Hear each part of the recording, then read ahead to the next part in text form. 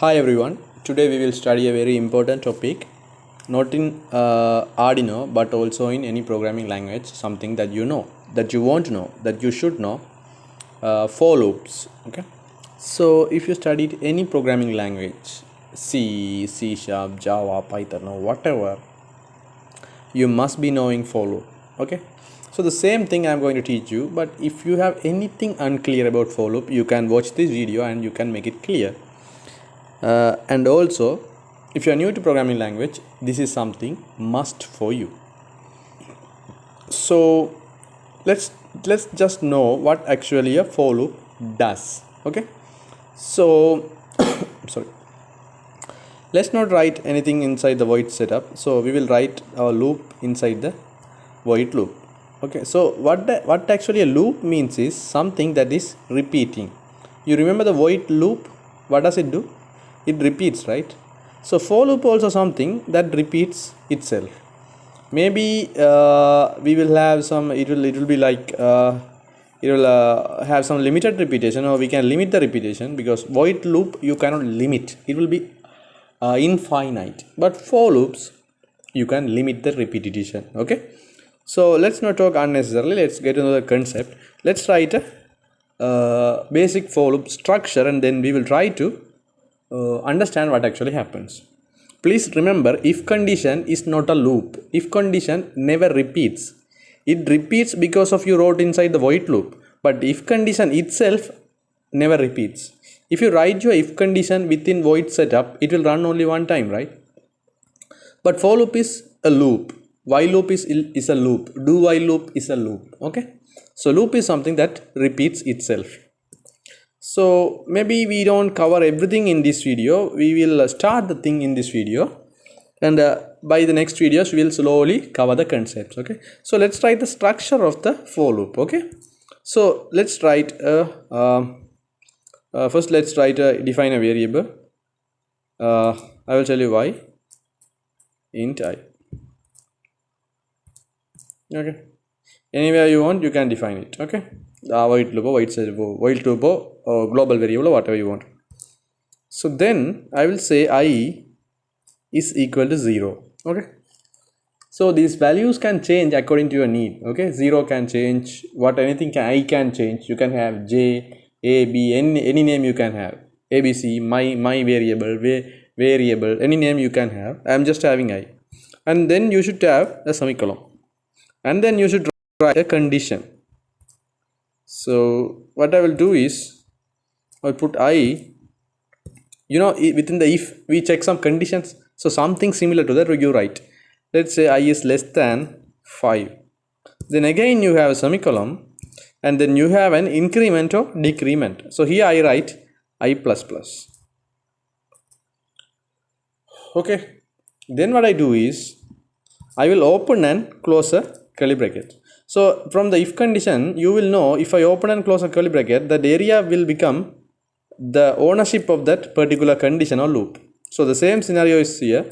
So whatever you want the for loop should do, you can write within the two curly braces. Okay, so within that area you can write any number of lines you want. That will be happening when the for loop becomes true. So now this thing whatever you wrote within this for loop may confuse you. So this is an example, right? You can have something as like j is equal to 5 and j is less than 20, j minus minus. You can have something like that. So this is not confirmed. This is not fixed. It can be anything, but there's a format yet. Okay, so from that I will explain you the format. Okay, so what I will do is I will yep, that will be fine. I will just make some space. No, why should I make some space? I will make some space this way. Okay, so the rule of the for loop is you write for, and first you write the initiation. Oh, like can I say initiation? I is equal to 0, so assigning. So you assign a value to a variable. Okay, then after semicolon you write the condition to be checked whether it is true or not. Okay, and then you write increment or decrement. So in our case it is increment.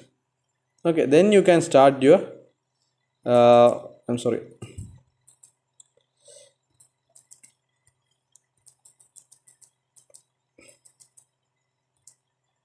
start your whatever uh, the two curly braces. Okay, so actually this is the format of a for loop.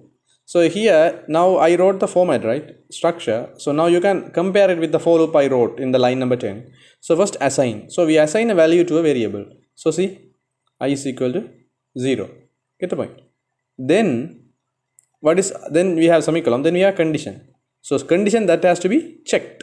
Okay, so what is the condition? I is less than 5. It is true or false. If the condition becomes true, then only the for loop will start to work. That means whatever you write within these two curly braces will work. Then after that we have what? I plus plus. That means I is equal to I plus 1. I is incremented by 1. Okay, so that is what I wrote here as the increment. So this is the structure of a actual for loop. Okay, so now we will have a look on the functionality of the for loop, how actually a for loop should work. So please remember, when you write a for loop, you should write this way only. This is the structure, you can't break it. Okay, so this is the structure: assigning, condition and increment. But to understand the functionality, what I am going to do is I am going to break the for loop into some pieces. So what I will do is I will take the assigning part. I'm sorry, sorry guys, there's no undoing. That's the problem. If something is deleted, that's deleted. Sorry for the inconvenience, guys. Okay, that's fine. So what I will do is I will take this assign part and I will have it outside of this loop. So what I will do is I will take this out. Come on. Okay, that's fine. Cut, and you can have this assigning here.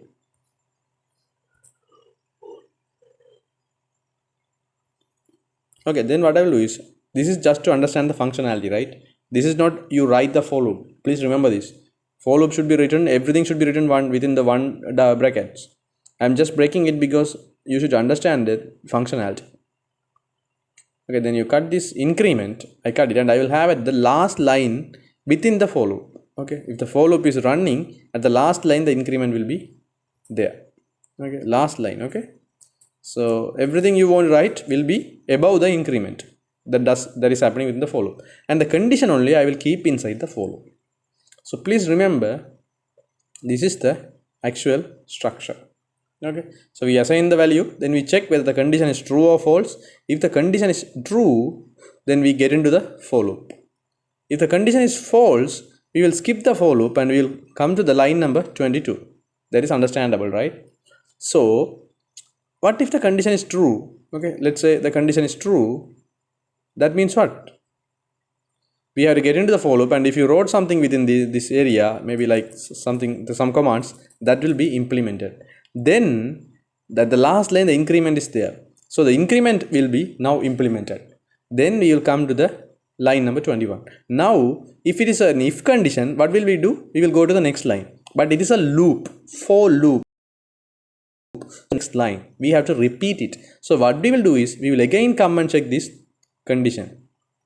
Okay, whether this particular condition is true or not. If this particular condition is still true, we have to get into the for loop. And we have to do, and we have to again increment, and we will come to the last line and we will come again and check the for loop condition is true or false.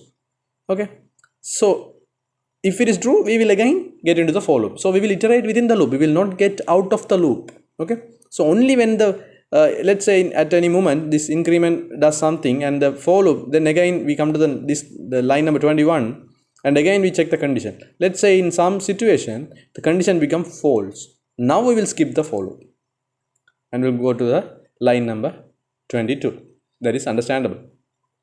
So now let's take a small basic example of this for loop. I am going to break into this format, okay, to understand it. So let's have this integer variable assigned as I. So we will assign the value I as 0. So here I assign the value I 0, no? So that is the first assigning part. I have to take it upside, on top, right? That is a rule. See, assign is on the top. So what I will do is I will write I is equal to I is equal to 0. I took that part out, right? Got the point? Then what is the condition? I is less than 5. So that should be inside the for loop. So what I will do is I will write just for understanding it, right? This is not your right for loop. If you write like this will not work. I'm writing it only for you to understand the functionality of the for loop. I is less than equal to 5. Then the third part is what? Increment. Where should it come? At the last point. Okay. So I will do is what I will do is I plus plus. Okay. So let's say how many times this particular loop will run. Okay, so maybe here within this loop you can write something you want. Okay, anything you want you can write. Okay, so I is equal to 0. Initially I is equal to 0. So we will come and check first whether the for loop is true or not. So I is now 0. Okay, so I is less than 5 means what? 0 is less than 5. It is true or false? It is true. So we have to get into the for loop. So we get into the for loop and we do whatever written here. I didn't write anything here, so nothing is actually happening. So at the end of the line, I plus plus, that means I increase I by 1. So what is the new I value now? Earlier this I was 0, now I increase the I by 1. So I plus plus means I is increased by 1. Okay, please understand that, right? I am increasing the I by 1. So the new I value is 1. Okay, so what I will do is new I value, I will add a comment 1. So now again what he will come here and again I will come here, line number 16. I will not go to line number 15. Remember this. Okay, I will never go to line number 15. I will only come and check the condition. Okay, line number 16. So now the new I value is updated as 1. Okay, because I has been increased by 1. So new I value is 1. Now again I will check the condition. I is less than 5. 1 is less than 5. It is true or false? It is true. Okay, so then I will get into that for loop if it is true. Then again at the end of the for loop, I will increase the I by 1. So the current I is 1. If I increase the 1 by 1, now we have 2. So the new I value is 2. Again I will come and check here. Again I will come and check here. So 2 is less than 5, true. Again I will get into the for loop and I will increase the 2 by 1, 3. Again I will come here. I will not get out of that. Only if this for loop condition is false, then only I will get out of this loop. So now 3 is less than 5. Again I will get into the for loop. Okay, so if I wrote something within the for loop, that will happen. I didn't write. I don't want to make it much complex. I just want you to understand the functionality. So now again I will come to the last line and increase the I by 1. So now 3 plus 1 is 4. Okay, so I will come here. Before getting out of the loop, I will come again and check. 4 is less than 5. It is true. I will again get into the for loop.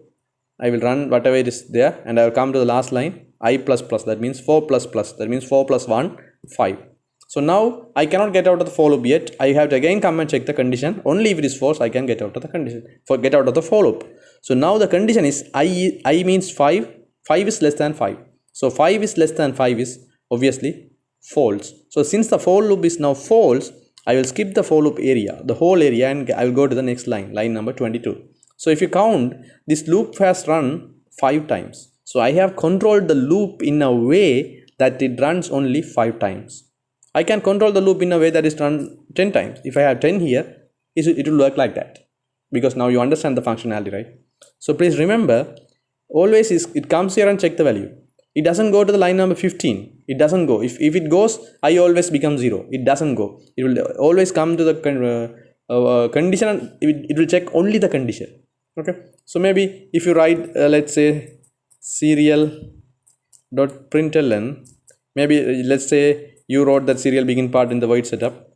Let's say serial.println hi. Okay, hi. Something like this. So since this for loop is running 5 times, the hi will be printed 5 times. Because this loop will get into 5 times. Program will get into the loop only 5 times. Only for the values of I is 1, 2, 3, 4, 5. Sorry, 0, 1, 2, 3, 4 actually. Anyway, forget about that. Only 5 times it will get into that. So only every time it get into this for loop, it will print hi, right? You understand that? So 5 times the hi will be printed. Even if you don't understand this, don't worry. Now, but you have understand the functionality, right? So since you've understood the functionality, the working scenario, then it is fine. So always if you want to understand the for loop, write it in this way and try to understand. But you cannot code this way. So you can take a piece of paper and write it this way and try to understand how the for loop works. But when you write the same thing, if you want to implement the same thing, how you have to write that? If you want to implement this, you cannot write it this way, you will write it this way. This is the structure of the for loop, but the functionality is this way. Okay. So remember, you cannot write the for loop in this way. In this way you can't write the for loop. Okay. It is I only wrote this way just for you to understand actually what happens, actually just for you to understand the functionality only. Okay. So this is the functionality when you write the for loop like this way. Got the point? So we will get into the more in detailed or examples of the for loop in the upcoming video, because I don't want to get everything in one video, that will confuse you. So I hope for this video this is enough. Now you know how to write the for loop and for loop structure, and you can change the variable names. It's all up to your name, up to you. You just have to hack the for loop in a way that how many times it wants to run, you want it to run. Okay. So I will stop here. If you don't understand, just rewatch the video and try to get the idea. In the next video you will get much more clear understanding about for loops. Thanks guys, consider subscribing us and have a great day ahead.